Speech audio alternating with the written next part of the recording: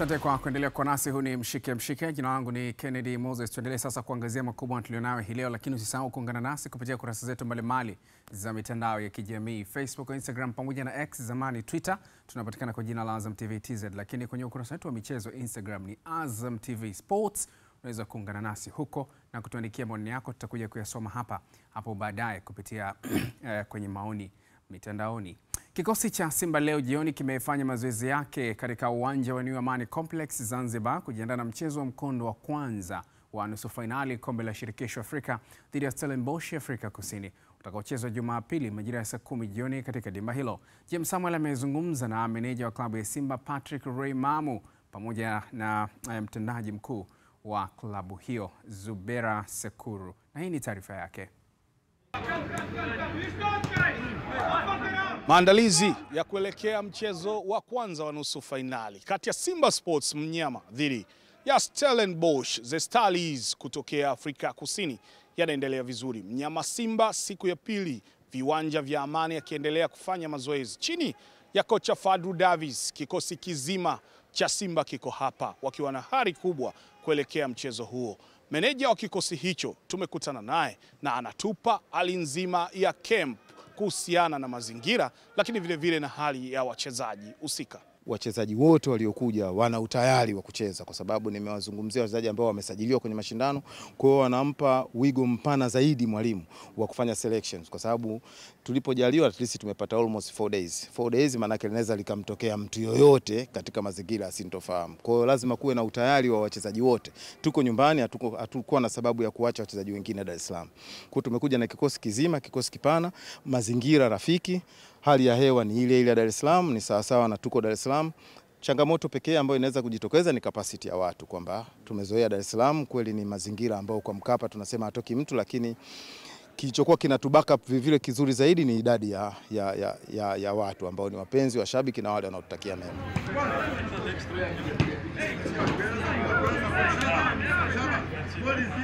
Na mtendaji mkuu wa kikosi hicho alikuwa na neno kutoka kwenye uongozi kwa namna walivyojiandaa. Kipekee kabisa nipende kuishukuru Serikali ya Mapinduzi ya Zanzibar kwa mapokezi makubwa na kuweza kutuhosti vizuri mpaka tumefika jana. Timu yetu imepokelewa vizuri, ulinzi ulikuwa kutosha na timu yetu iko salama. Lakini vile kwa upande wa management tumeweza kufanya maandalizi mazuri, na ndio maana taswira ya leo unayoiona hapa katika uwanja wa mazoezi ina sura ya viongozi wetu wa klabu, lakini vile watumishi wa klabu ya Simba ambao kwa kiwango kikubwa wamekuja kuhakikisha kila maandalizi ambayo yametakikana kufanyika yanafanyika kwa ufasaha na usahihi. Na sisi kama klabu tumejiandaa sasa upande wa management kuhakikisha klabu yetu inafanya vizuri kwenye nusu finali hii. Siku zote matokeo chanya hutokana na maandalizi thabiti. Ndicho ambacho wanakifanya kikosi cha Simba, zikiwa siku 2 zimesalia kuelekea mchezo wenyewe. Kutokea uwanja wa Amani, James Samuel wa Azam Sports. Mlinzi wa zamani wa klabu ya Simba na timu ya taifa ya Tanzania Taifa Stars Fikiri Magosa amesema anaamini Simba itavuka hatua ya nusu fainali kombe la shirikisho Afrika dhidi ya Stellenbosch Afrika Kusini kwa sababu wachezaji wa kikosi hicho wana nidhamu kubwa ya kimchezo chini ya kocha wao Fadlu David. Na waamini na wakubali kwa sababu kila mashindano ya kimataifa wanacheza kwa nidhamu kubwa kabisa, tena kubwa iliyopitiliza.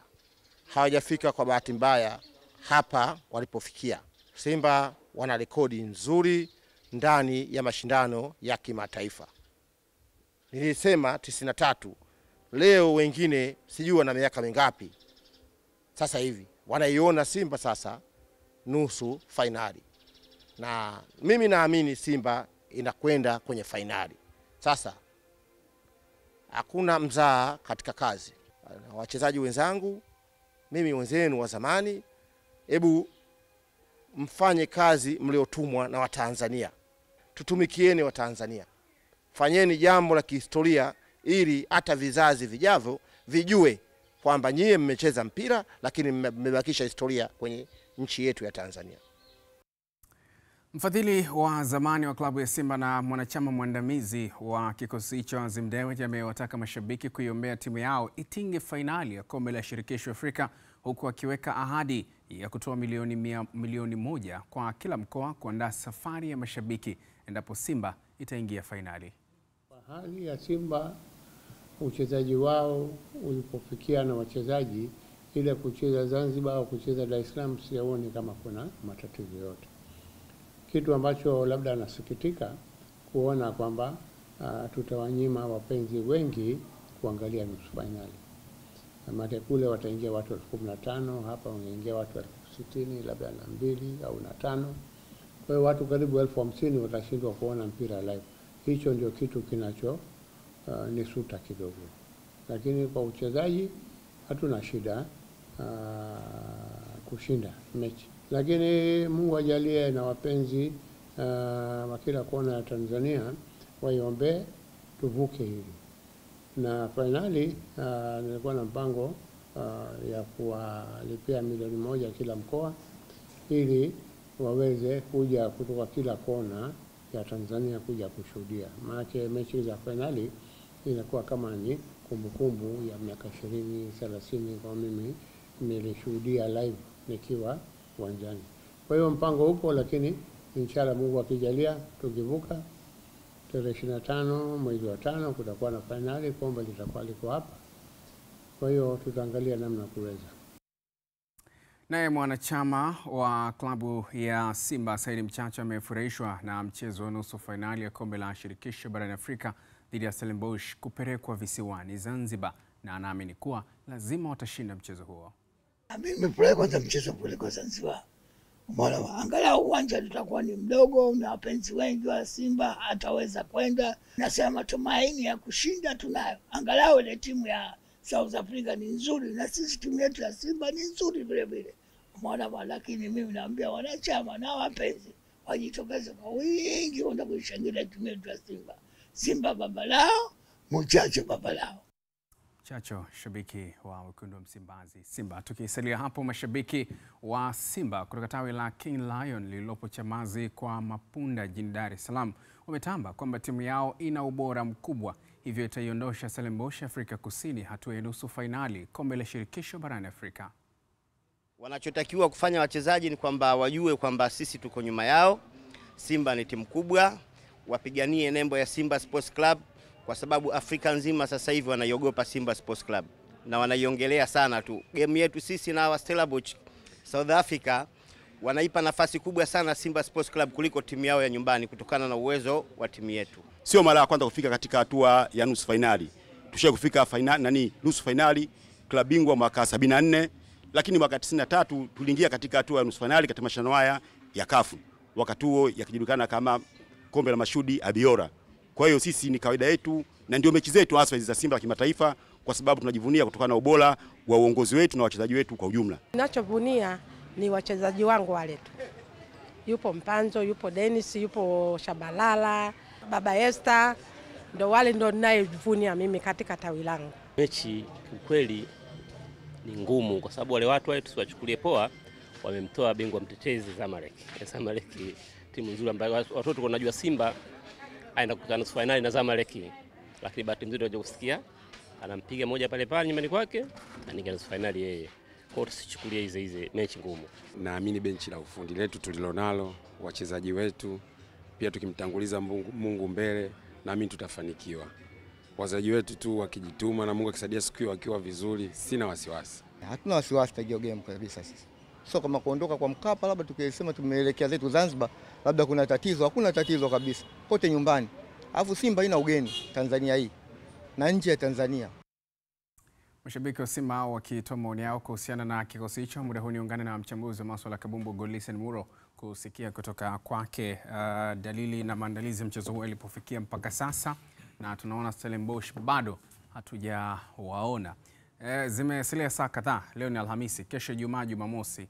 Tunaweza kusema kama siku mbili tu zitakuwa zimesalia. Sasa tutakuja kuangalia kiufundi ngoma itakuwa vipi, lakini muda huu tuungane na James Samuel Muro, yupo kule visiwani Zanzibar, tusikie uhalisia na maandalizi yako vipi kuelekea kwenye mchezo huo? Tayari wamefanya mazoezi kwa siku 2 kule visiwani Zanzibar. James, kama unanipata, karibu sana.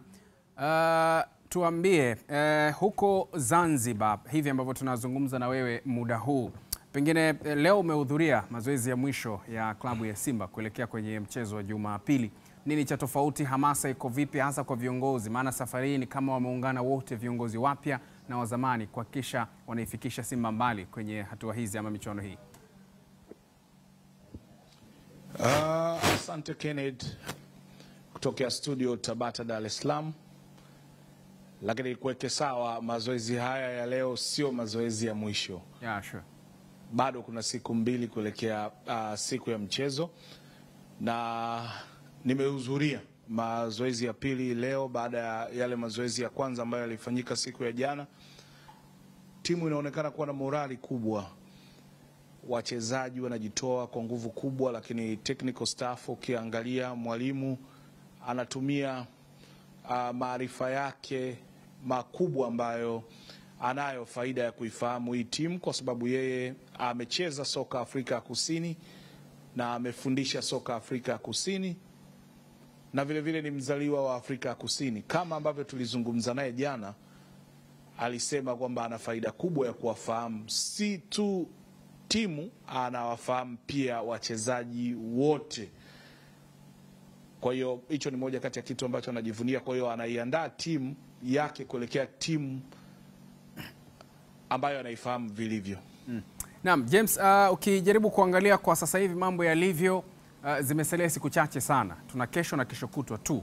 Na ikiwa inaelekea kwenye matukio makubwa kama haya, Zanzibar huwa inajaa, kwa maana ya kwamba wageni wanakuwa wengi kutoka bara. Mwamko ukoje? Mashabiki wakoje kwa kiasi gani kuelekea mchezo huo wa Jumapili? Yes, mwamko ni mkubwa kama ambavyo umetoka kusema hapo awali. Unajua Zanzibar ni World Heritage. Ukiachana na masuala ya mpira, kuna shughuli nyingine zinaendelea, hususan masuala ya utalii, lakini story kubwa ni Simba kuwa katika visiwa hivi na mwamko wa mashabiki wa maeneo tofauti tofauti, namna ambavyo wanaizungumzia mechi, lakini uwanja wa Amani kupata fursa na Zanzibar kwa ujumla kuhosti mchezo mkubwa kama huu, ndio story kubwa. Maeneo mengi bado watu hawajafika kwenye eneo la matokeo, lakini wanaiangalia Simba kama timu ambayo ina uwezo wa kupata matokeo mazuri kwenye mchezo wa kwanza, kwani wako nyumbani, kama ambavyo nimetoka kusikia mashabiki wakijinadi hapo maeneo mbalimbali kutoka story iliyopita kwamba hawana ugeni kwenye maeneo haya, kwani wana matawi yao mengi hapa. Viongozi wapo hapa toka mapema, wanafanya mazoezi yao vizuri kabisa. Tunafahamu kwamba mazingira ya bara na visiwani hayatofautiani sana, kwa hiyo bado ule unyumbani wa Simba, licha ya kwamba wako Benjamin Mkapa, hata Amani wanaupata. Kwa hiyo mashabiki wa Simba wengi ambao wako hapa Zanzibar wanaongea chanya zaidi kuhusiana na timu yao, wakitazama wachezaji namna ambavyo wanajitoa. Wale wachache ambao wamepata fursa ya kufika kwenye viwanja vya mazoezi, unaona kabisa wakiwa wanasema yes, kile ambacho tunakitarajia tutakishuhudia siku ya Jumapili.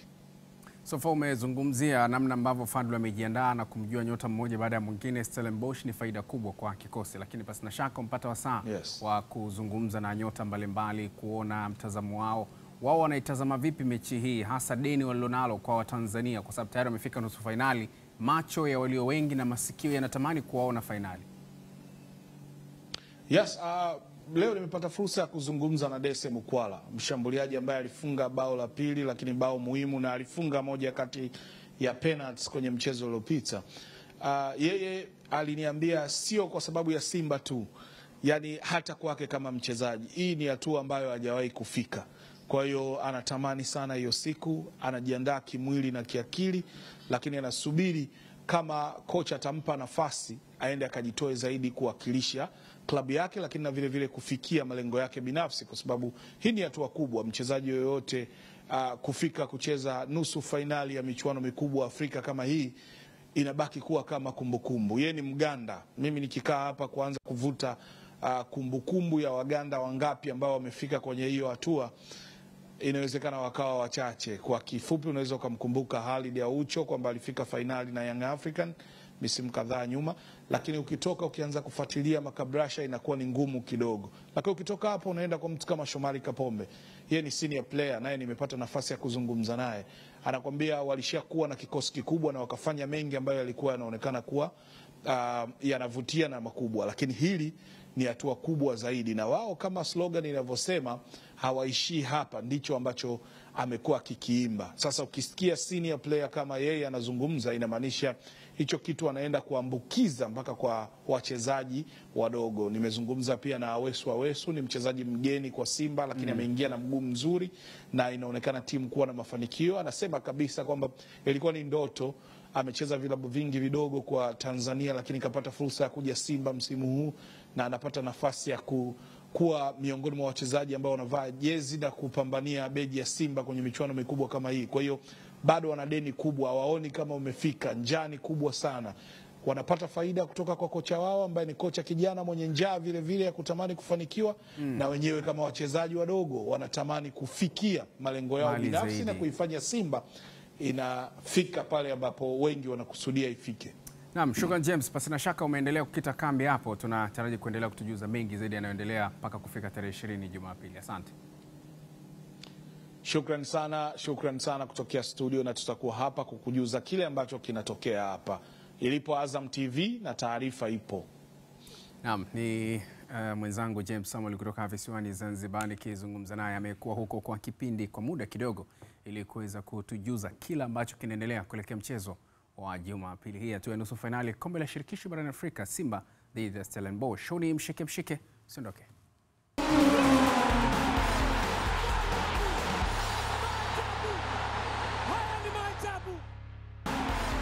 Asante kwa kuendelea kwa nasi. Huu ni mshike. Tuanzie pale ambapo tuliishia, tuko tunazungumza na James, na miongoni mwa yale ambayo ametuongezea ni pamoja na kocha Fadlu Davids kuthibitisha kwamba si kama anaifahamu tu timu, bali nyota mmoja wa kikosi kile anamfahamu. Hii ni faida kiasi gani kwa Simba kuelekea Jumapili, Muro?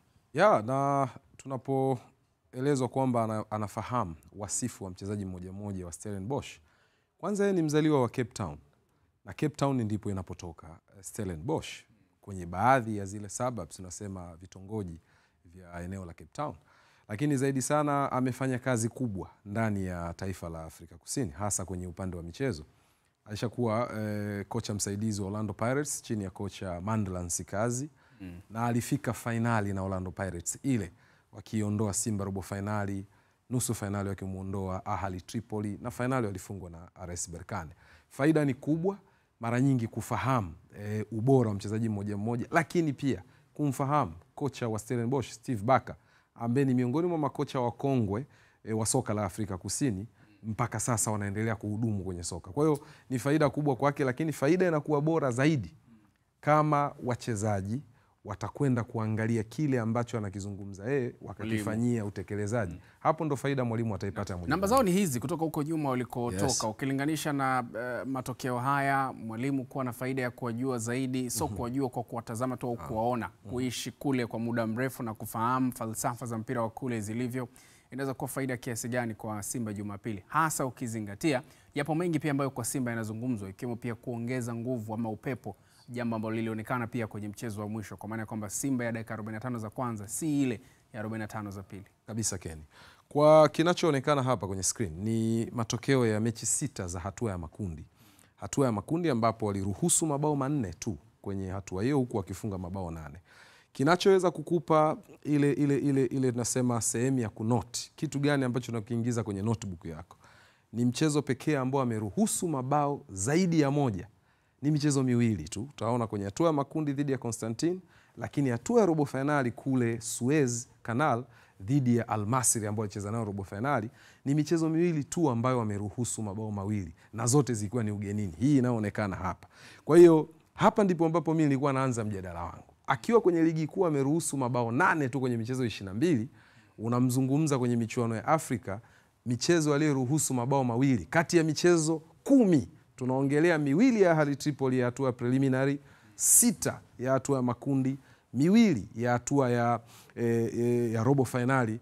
Unaongelea kati ya michezo 10 ni michezo 2 tu wavu wake uliguswa mara 2 kwenye mchezo mmoja. The rest ni either ameruhusu bao moja ama alitoka na clean sheet kama ambavyo ilikuwa hapo. Kwa hiyo ni faida ya kwanza. Kwa sababu gani Kenny? Kama ni timu ambayo inakwenda kwenye rani ya michezo 10, ikiwa ni michezo miwili tu ameruhusu mabao mawili kwa mchezo, tunazungumza uwezo wa kwenda kukipi ile aggregate, kuweza kutunza jumla ya mabao yako dhidi ya mpinzani, kwa sababu hii ni knockout, hakuna pointi hapa. Hawa ni Stellenbosch ambao walikuwa kwenye kundi moja na Stade Malien, moja kati ya vigogo wa nchini Mali, Club Desportivo Lunda Sul kutoka Angola, lakini pia walikuwa na Renaissance Sportive Berkane kutoka Morocco. Kumbuka hapo kiwatazama RS Berkane ni mabingwa mara 2 katika misimu 5 iliyopita, wameshachukua mara 2. Lakini Stade Malien alishawahi kuchukua ubingwa huu, unakumbuka, kutoka Mali, vigogo wale kina Joliba AC, Stade Malien na kadhalika. Ukiangalia hizo mechi vizuri, Stade Malien alishinda goli 2 nyumbani. Alipoenda ugenini kapasuka chuma 2 pia. Kuna ujumbe bila shaka zinatuma kwa Simba kwenye mchezo huu wa kwanza. Unaangalia rekodi ya Stellenbosch away ilivyo. Mchezo pekee ambaye alishinda ni ya Angola tu dhidi ya Club Desportivo Lunda Sul. Lakini anaruhusu mabao 2 Mali, alienda akaruhusu mabao 5. Huu ni mchezo wa mwisho. Na kumbukumbu nzuri kuhusu taifa la Tanzania kwenye mchezo huu, marefa ambao waliuongoza mchezo huu walikuwa kutoka Tanzania. Refari wakati Ahmed Arajiga ndo alichezesha mchezo huu wa RS Berkane dhidi ya Stellenbosch, wakifungwa mabao 5-0. Mechi ambayo hii inaweza kuwa ndo ilimrudisha mwalimu Steven Baka, mwalimu wa Stellenbosch, kwenye ubao wake wa kufundishia. Ndio maana kwenye hatua ya robo finali unamtazama mtu aliyefungwa 5 bila. Tugusie robo finali, tuigusie pia hapo, tuangalie robo finali yao ilikuwa vipi. Sare tasa 1-0. Sasa hapa Kenny ndipo unaposema hii timu, kama utachora graph ya ukuaji wao kadri michezo inavyoongezeka kwenye eneo la kuzuia, wamefanyia assignment vema. Wametoka kufungwa mabao 5-0 mchezo wa mwisho wa makundi, ambao ukifungua mlango tu baada ya makundi ndio unaingia robo finali. Wanaenda mechi dakika 180, mechi 2 za robo finali hawajaruhusu. Ujumbe unaoongezeka hapa ni kwamba hata kama walikuwa na rekodi mbaya kwenye hatua ya makundi ya kuruhusu mabao, kwenye knockout wanakuonyesha sura yao nyingine mpya kabisa. Ukuta wao ukiwa na wazoefu, ikiwemo Ismaili Olivier Toure. Tulikuwa hapa studio wakati anakuja na Marumo Gallants dhidi ya Young Africans. Yupo kwenye eneo la ukuta. Lakini wakumbuka Godswill Kezi kutoka Rivers United ambaye alicheza dhidi ya Young Africans. Leo yupo Stellenbosch na atashuka tena katika ardhi ya Tanzania. Kwa hiyo ukiona hii dakika 180 dhidi ya Zamalek, kumbuka huyu ni bingwa mtetezi. Kinachokuja kuleta ladha nzuri ya huu mchezo, wakati huyu anamuondoa bingwa mtetezi msimu huu, Simba alimuondoa Zamalek kama bingwa mtetezi 2002-2003. Kwa hiyo wababe wa Zamalek akiwa bingwa mtetezi ndo anakwenda kutai kwenye one of the best games Afrika itakwenda kushuhudia. Bana, tutakutana baadaye tujadili mengine mengi zaidi. Asante sana. Shukrani. Ni Godlisten Muro huyo nikizungumza naye mawili matatu kuhusiana na muendelezo wa michuano ya kombe la shirikisho barani Afrika, ambapo Simba watakuwa wanapeperusha bendera ya Tanzania visiwani Zanzibar weekend hii. Tuendelee kuangazia mengine makubwa tulionayo hii leo. Timu ya Azam FC imewasili mjini Bukoba na imefanya mazoezi jioni ya leo katika uwanja wa Ntungamo, ikijiandaa na mchezo wa ligi kuu NBC utakaochezwa Jumamosi katika uwanja wa Kaitaba mkoani Kagera. Taarifa yake Benson Eustace inaarifu zaidi. Majira ya mchana, kikosi cha Azam FC kimewasili mjini Bukoba kupitia uwanja wa ndege wa Bukoba na kupokelewa na shangwe la mashabiki wa Azam FC, ambapo wameelezea matumaini yao kuelekea mchezo huo kati ya Kagera Sugar dhidi ya Azam FC, mchezo ambao utachezwa Aprili 19 mwaka huu katika uwanja wa Kaitaba. Kila kukicha timu yetu inazidi kukua, inazidi kuzalisha watu, vijana wanaokuwa wadogo wanakuwa, ndio sisi wenyewe mashabiki ambao ni kindakindaki. Unajua ukisema huko mtaani kwamba wewe ni shabiki wa Azam, mtu hawezi kukuelewa moja kwa moja. Lakini sisi ni mashabiki halali, ni mashabiki ambao ni kindakindaki wa Azam FC. Na tumefanya hivi sio kwa msukumo wa mtu yeyote ule. Sisi ni mapenzi yetu sisi wenyewe ambao sisi yametusukuma tuje kuipokea timu yetu, tuishangilie, tuisindikize mpaka sehemu ya mapumziko. Matarajio yetu kwa mchezo ujao ni kwa ajili ya ushindi dhidi ya Kagera Sugar, na natarajia huu mchezo utapata ushindi. Kwa nini? Kwa nini? Kwa sababu tuna hari timu na naona wachezaji, na kidogo timu ya Kagera Sugar inakaribia kidogo, haiko kwenye nafasi nzuri. Kwa hiyo tunatarajia kupata matokeo mazuri. Mara baada ya kikosi hicho kuwasili majira ya jioni, kimefanya mazoezi katika uwanja wa Ntungamo ulioko mjini Bukoba, yakiwa ni maandalizi ya mchezo huo. Na ikumbukwe kuwa kikosi cha Azam FC mchezo wa kwanza kilifunga Kagera Sugar goli 1-0.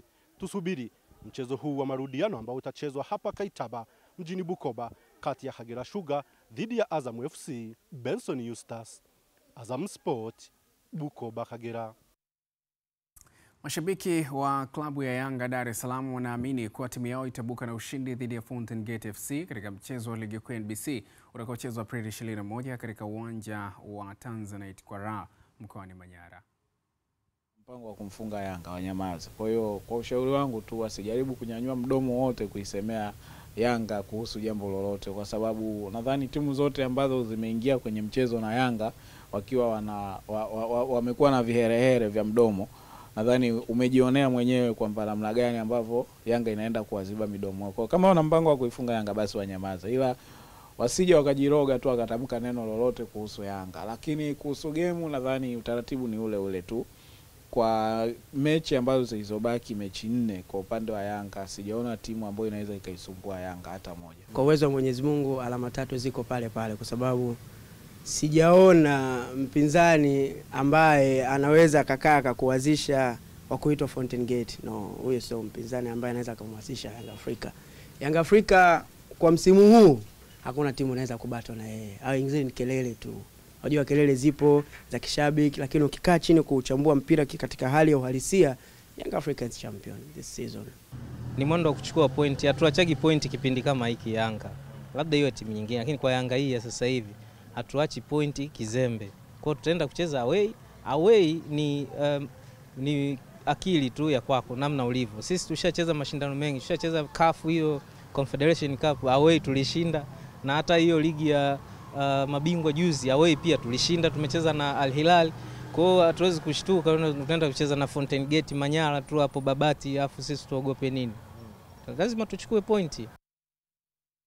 Naam, hayo ni machache kati ya mengi ambayo tumekujuza kupitia mshike mshike mpaka hivi sasa, tukiwa tunakamilisha nusu saa ya kwanza ya mshike mshike. Tumekujuza kuhusiana na kombe la shirikisho barani Afrika hatua ya nusu finali kule Zanzibar, lakini pia muendelezo wa ligi kuu NBC. Hayo ni machache tu kati ya mengi ambayo tutakujuza baada ya mapumziko mafupi yafuatayo, lakini kabla ya kwenda mapumziko, miongoni mwa tutakayokujuza nitakaporejea ni pamoja na haya. Mlinzi imara wakati Virgil van Dijk aongeza mkataba kwa majogoo wa jiji la Liverpool. Na mwili wa mama mzazi wa rais wa shirikisho la soka Tanzania TFF Wallace Karia wazikwa Tanga. Unimshike mshike, siondoke.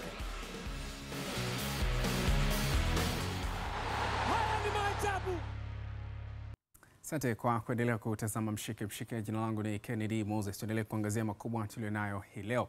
Kikosi cha kwanza klabu ya Fountain Gate FC kimecheza mchezo wa kirafiki na kikosi chao cha wachezaji wa umri chini ya miaka 20 kwenye dimba lao la nyumbani la Tanzanite kwa Raha, ikiwa ni sehemu ya maandalizi kuelekea mchezo wao wa Jumatatu Aprili 21 dhidi ya wananchi Young Africans. Helen Kawicha alikuwepo kwenye mazoezi hayo na hii ni taarifa yake. Nyuma yangu ni kikosi cha Fountain Gate FC kikiwa katika mawindo kujinoa kuelekea mchezo wa ligi kuu soka ya NBC Tanzania bara, na hapa wanaendelea na mazoezi ambapo wanacheza mechi ya kirafiki dhidi ya Fountain Gate ya chini ya umri wa miaka 20. Na huyu ni kocha wa Fountain Gate FC Robert Matano akitueleza kuhusiana na maandalizi haya kuelekea mechi dhidi ya Young Africans. Bado ni kwa mazoezi na inatupa mwangaza na inatupa njia nzuri ya kurekebisha yale makosa na pia kuongezea nguvu mahali tunaona tuko na udhaifu, na pia kwa technical organization ya team pia inatupa view nzuri ya kuangalia wapi na wapi tuko na walegevu na wapi tunaweza kurekebisha kwa uzuri.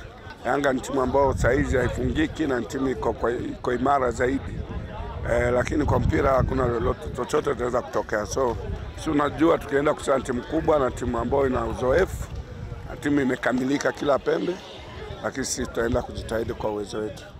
Maandalizi tunajiandaa vizuri kuelekea mechi yetu ya Jumatatu tarehe 21 dhidi ya timu bora, timu ngumu, ila walimu na pamoja na benchi la ufundi lote ambao tufanye viongozi wetu wametuandaa vizuri kukabiliana na Yanga.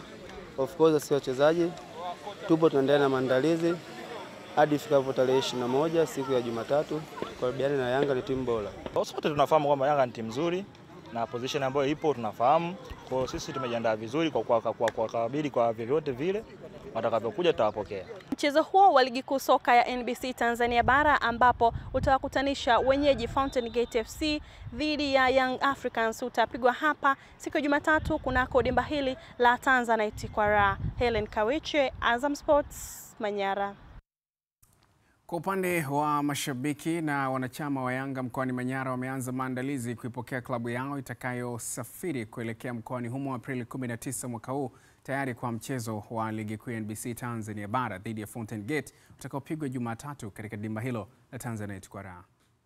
Wanachama na mashabiki wa Yanga tayari wamejiandaa vilivyo kuipokea timu yao ya Yanga ambayo itawasili hapa mkoani Manyara wikendi hii, na hapa tunaungana na makamu mwenyekiti wa tawi la Yanga Manyara B na anatueleza utaratibu na maandalizi yote ya kuipokea timu yao. Maandalizi kwa ujumla ni mazuri sana. Tumejiandaa kuipokea timu yetu maeneo ya Bonga.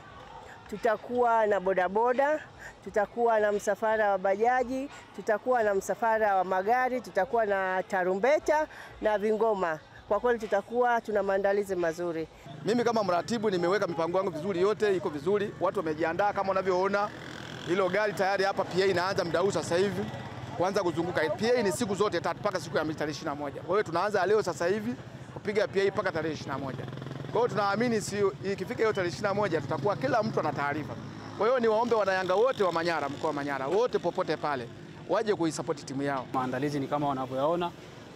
Tumeandaa magari ya PA, magari ya kutosha. Yatafanya PA, tutaenda kuwapokea wenzetu wanayanga kutoka Bonga mpaka kuwafikisha pale wanapofika wachezaji. Maandalizi yote hayo na utaratibu wote ambao umeusikia kutoka kwa wanachama wa timu ya Yanga hapa mkoani Manyara nikiwa ni kuanikiza kuelekea mtanange ambao utapigwa siku ya Jumatatu ambapo Fountain Gate atakipiga na Yanga katika dimba la Tanzanite kwa raha. Helen Kawiche, Azam Sports, Manyara. Tusalie kwenye kuitazama ligi kuu ya NBC na sasa tugeukie katika uwanja wa KMC Complex pale Mwenge, Dar es Salaam ambapo kesho kutakuwa kuna mchezo. Wana Kino Boys watawakaribisha Dodoma Jiji FC. Makocha wa timu hizo wamezungumzia maandalizi yao kuelekea mchezo huo. Tunaujua uzuri wa Dodoma Jiji na ubaya wa Dodoma Jiji. Kwa hiyo uzuri wao tumeshafanyia kazi na madhaifu yao tumeyafanyia kazi. Kwa hiyo inshallah Mwenyezi Mungu akijalia basi ushindi utakuwepo. Lazima tuende kwa sababu tunawaheshimu Dodoma Jiji, lazima tuwe na tahadhari. Lazima tutajilinda, jinsi gani tutajilinda na jinsi gani ya kuattack tutaattack vipi. Michezo hii ya sasa hivi ni michezo ambayo ni migumu. Kwanza ni migumu kwa sababu kila mtu anaangalia nikipata matokeo na dondokea wapi. Umeona? Kwa hiyo ni michezo migumu, michezo ambayo inabidi uingie kiakili sana. Sasa sisi nafikiri tangu jana tuko hapa Dar es Salaam, nafikiri tumekuja kwa lengo moja tu, kuweza kujiimarisha pale juu kwa sababu pale bado nafasi ya 5 ya ngapi uwezekano huo bado upo. Kwa hiyo kama Mungu ametupa mwanga huu, acha na sisi tukazanie tuone kwenye mwanga pale ndio tukimbilia hapo. Meki Meksibe, kocha wa Dodoma Jiji. Wakati huo maafisa habari wa timu hizo kwa maana ya Halid Chukuchuku wa KMC na Moses Mpunga wa Dodoma Jiji wametambiana kuelekea mchezo huo kesho wa ligi kuu ya NBC. Kuelekea mchezo wetu muhimu sana zile Dodoma Jiji, mchezo ambao unatarajiwa kucheza kesho katika dimba la KMC Complex, na sisi kama KMC Football Club tumejiandaa na huu mchezo. Tunakwenda kwenye huu mchezo tukiwa tunajua ni mchezo muhimu, mchezo ambao tunahitaji kushinda kwa ajili ya kuweza kujihakikishia eneo zuri kwenye msimamo wa ligi kuu. Kwa hiyo nichukue fursa hii au nitumie fursa hii kuwakaribisha ndugu zangu wa Dodoma waje KMC Complex. Kinondoni ni sehemu salama, wanatakiwa waje wa enjoy, lakini sisi kama KMC tuko tayari na tunapambana kwa ajili ya kupata matokeo ya alama 3 kwa ajili ya kuifanya klabu kumaliza katika nafasi nzuri ya msimamo. Kwenye mchezo wa kesho tutaingia kama tulivyoingia kwenye michezo mingine iliyopita, especially ya nyumbani dhidi ya Kagera, dhidi ya Ken Gold na michezo mingine ambayo tulipata matokeo. Kwa hiyo ni waahidi mashabiki kwamba hatuna cha kulegeza siku ya mwisho au hatuna cha kulegeza siku ya kesho. Utakuwa ni mchezo mgumu tunaamini, lakini tunajitahidi, tutafanya kila linalowezekana na kila kitu kiko intact kuweza kupata matokeo mazuri kwenye mchezo wa kesho. Kuelekea mchezo wa ligi kuu ya NBC Tanzania Bara utakaowakutanisha wachezaji la Tanzania Prisons dhidi ya maafande wenzao wa JKT Tanzania, kocha mkuu wa Tanzania Prisons Saman Josia na kocha msaidizi wa JKT Tanzania Raymond Doto wametoa tathmini ya kiufundi kuelekea kwenye mchezo huo. Kwa upande wa wachezaji wa timu hizo, Adamu wa Tanzania Prisons na Gamba Idi, wao pia wametambiana, kila mmoja akiamini kuwa timu yake itavuna alama 3 katika mchezo utakaopigwa majira ya saa 10 jioni dimba la Sokoine na kuonyeshwa mbashara kupitia kisimuzi cha Azam TV. Kitu ambacho nachohitaji kuzungumza hapa ni kwamba ni uhitaji sisi wa timu yangu ya Tanzania Prison. Tanzania Prison inahitaji kusalia Premier League. So mechi zinazochezwa katika uwanja wa Sokoine ni muhimu sana kwetu kutumika kwa kiasi kikubwa sana kwa maarifa pamoja na energy ambayo tuko nayo. Kwa sababu tumecheza mechi nyumbani, maana yake tuko na energy ambayo ni nzuri. So focus kubwa ni kuangalia kwamba mpinzani tunayekutana naye yuko na weakness gani, tutaitumiaje?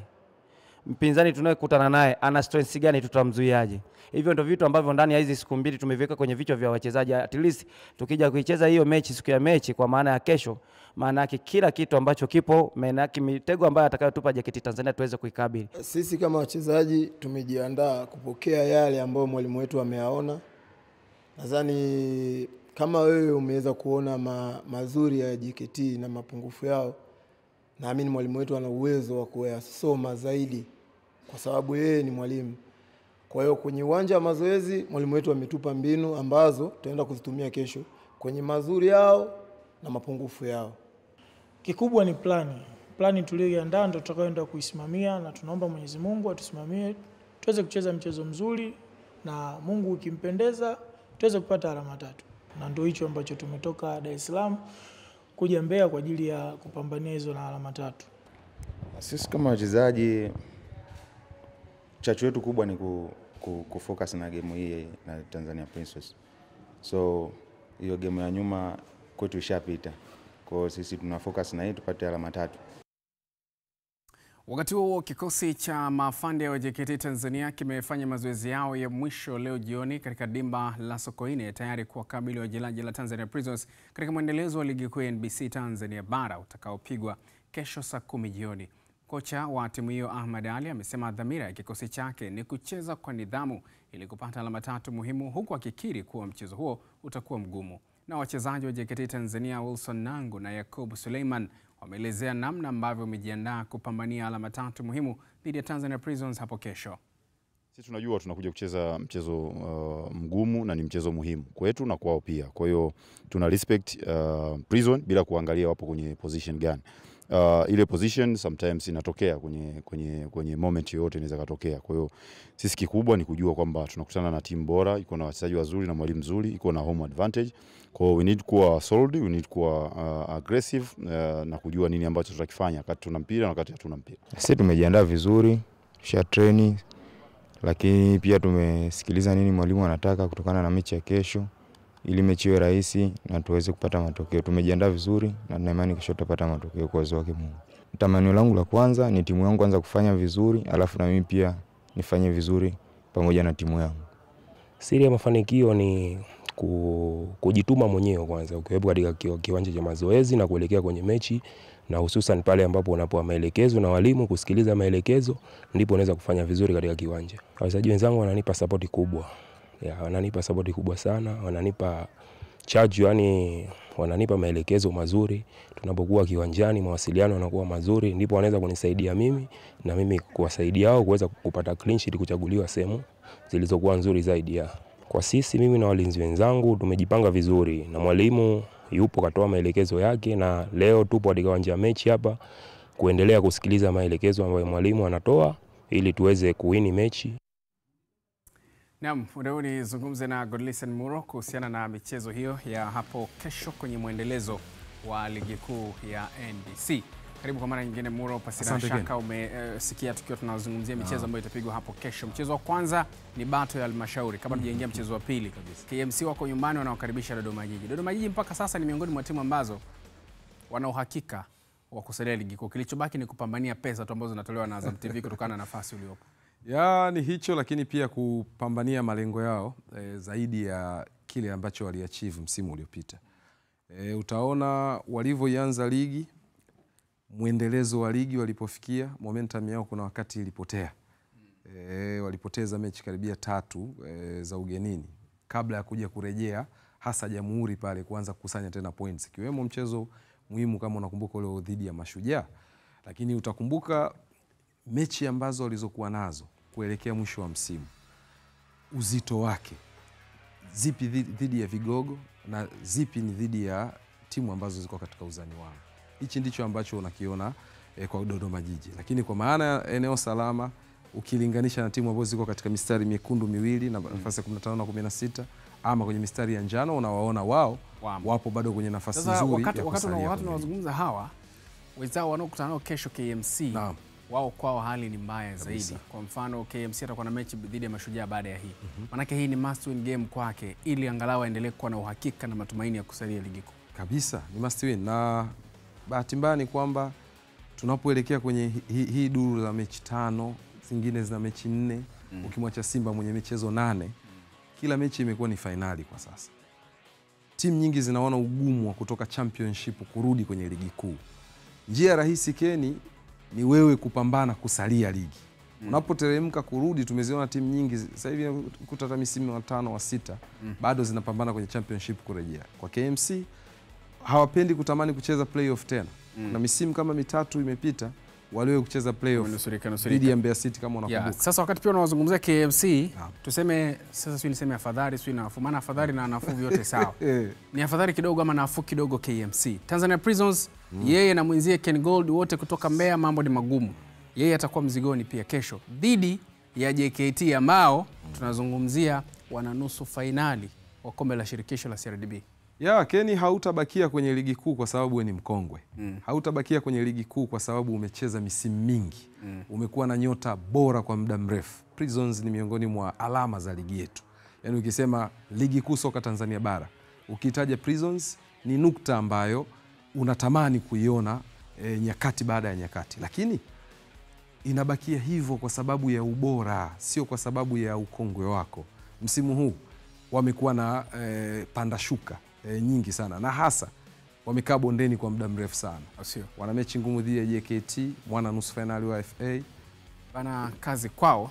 Mimi nikushukuru sana Muro. Tutakutana pia hapo baadaye tuzungumze mengine mengi zaidi. Shukrani sana. Ni Godlisten Muro huyo nikizungumza naye kuhusiana na mengi ya kimichezo na burudani. Huu ni mshike, twende break, tutarejea. Usiondoke.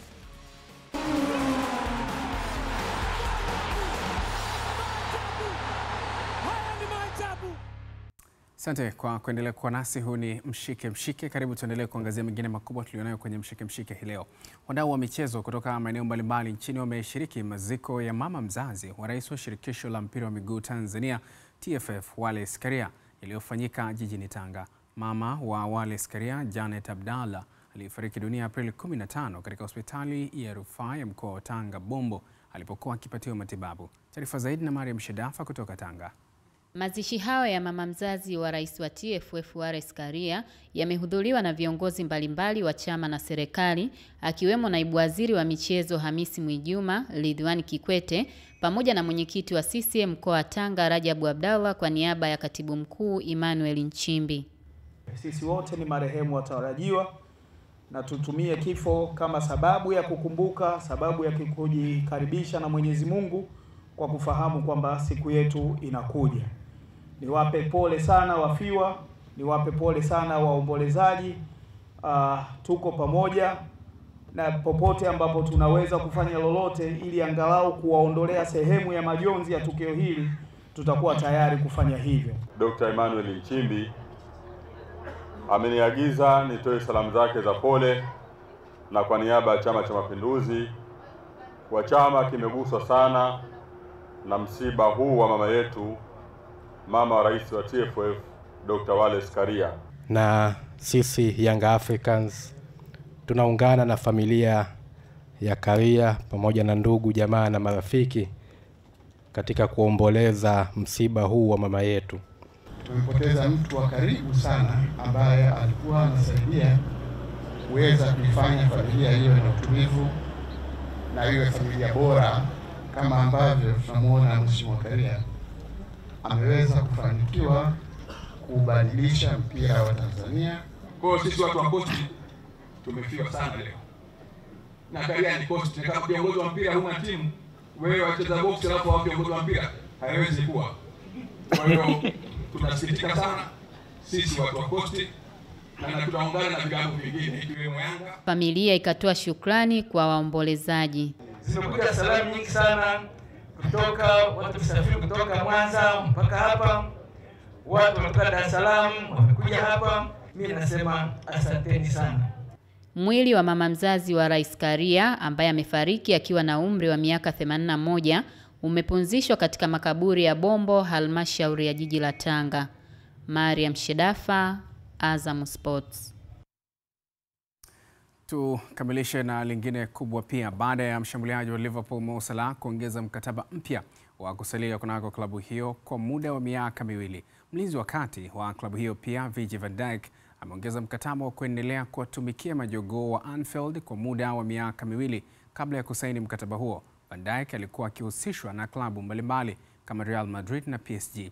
Akizungumza baada ya kusaini mkataba mpya huo, Virgil van Dijk amesema kuwa mapenzi makubwa aliyonayo juu ya klabu hiyo ndiyo yamefanya maamuzi ya yeye kusalia Anfield kuwa mepesi zaidi. Van Dijk amekuwa na Liverpool kwa karibu miaka 8 tangu alipojiunga nao Januari mwaka 2018, akifanikiwa kushinda mataji kadhaa makubwa kama vile ligi ya mabingwa barani Ulaya, FIFA Club World Cup, EPL mara 2, UEFA Super Cup pamoja na FA. Nikumbuke kuwa nahodha huyo wa Liverpool mwenye miaka 33 sasa aliweka rekodi ya kuwa mchezaji ghali zaidi katika nafasi anayocheza, yaani mlinzi, akitoka Everton kuelekea Liverpool msimu wa mwaka 2018-19, huku pia akiwa na rekodi ya kuwa miongoni mwa wachezaji wachache kutoka katika nafasi ya ulinzi kufika katika nafasi za juu zaidi kwenye tuzo za Ballon d'Or, ambapo alimaliza nafasi ya pili nyuma ya Lionel Messi mwaka 2019. Naam, hayo ni machache kati ya mengi ambayo tumeendelea kukujuza hii leo kupitia Mshike Mshike, lakini tukamilishe na hili. Masanza kama ambavyo mnafahamu ni afisa habari wa Singida Black Stars. Sasa leo pia amezungumza kwamba wao sasa hivi wamerejea kwenye maandalizi ya mwendelezo wa ligi kuu NBC na bado mpango wao ni kuhakikisha wanamaliza katika nafasi 3 za juu. Amezungumza hayo alipokuwa akizungumza na Mshike Mshike na hichi ndicho alichosema. Hali ya kikosi iko shwari kwa mujibu wa ripoti ya daktari. Wachezaji wetu wote ambao walikuwa wamepata majeraha kwenye michezo iliyopita wanaendelea vizuri na leo hii wanaanza rasmi mazoezi mepesi. Hapa namaanisha Andy Kofi, mchezaji ambaye amekosekana kwenye mechi kadhaa, lakini pia Emmanuel Keyeke ambaye alipata injury katika mchezo wetu kule Tanga, naye pia anaendelea vizuri na leo ataanza program ya mazoezi na wenzake, pamoja na Edmund John, naye pia alipata majeraha kwenye mchezo uliopita, lakini hali yake inaenda vizuri. Kwa ujumla hali ya kikosi iko shwari na ripoti ya daktari imetupa matumaini makubwa kuelekea kwenye mechi hii muhimu dhidi ya Tabora United. Tutawapata wachezaji wetu muhimu ambao wanaenda kututafutia alama 3 na furaha ya kuingia top 3. Inshallah, imani yetu ni mchezo huo tutautumia kuingia nafasi ya 3 kwenye msimamo wa ligi ya NBC na tunawaombea mabaya wale ambao wanashikilia nafasi. Mchezo dhidi ya Tabora United kwanza ni mchezo wenye mambo mengi ndani ya uwanja na nje ya uwanja. Kwa mambo ya uwanjani kama nilivyotoa taarifa ilivyo, maandalizi yanavyoenda, hali ya kikosi na maandalizi yote, ukiachana na mambo ya mchezo wa kiufundi, lakini burudani za nje ya mchezo ni watu wanataka kuona, je, tukifanikiwa kufunga, tukishinda mechi hii, mambo yatakuwaje majukwaani. Mimi niwatoe hofu, wachezaji wangu nimeshazungumza nao, wameshanihakikishia kwamba wataisaidia timu kupata alama 3, lakini pia watanisaidia mimi msemaji wao kuweza kupata jiko. Ni afisa habari wa Singida Black Stars akizungumza nasi kupitia Mshike Mshike hii leo. Nikushukuru ambaye ulikuwa nasi kwenye nusu saa ya kwanza, na sasa tunapokwenda kukamilisha hii nusu saa ya pili ya Mshike Mshike, tumekujuza mengi kwenye uga wa michezo na burudani kupitia Mshike Mshike moja kwa moja muda huu, lakini kabla sijaondoka tukamilishe japo kwa muhtasari kuangazia machache kati ya mengi niliyokujuza hii leo. Simba yajifua katika dimba la Amani Zanzibar kuiwinda Stellenbosch nusu finali kombe la shirikisho barani Afrika. Ligi kuu NBC kurejea kesho, KMC kuivaa Dodoma Jiji, huku Tanzania Prisons wakikabili JKT Tanzania. Na mlinzi imara wakati Virgil van Dijk kaongeza mkataba kwa majogoo wa jiji la Liverpool. Hayo ni machache tulikuwa nayo kwenye Mshike Mshike hii leo. Mpaka hapo hatuna la ziada. Kwa niaba ya wote waliofanikisha hili, tukutane kesho.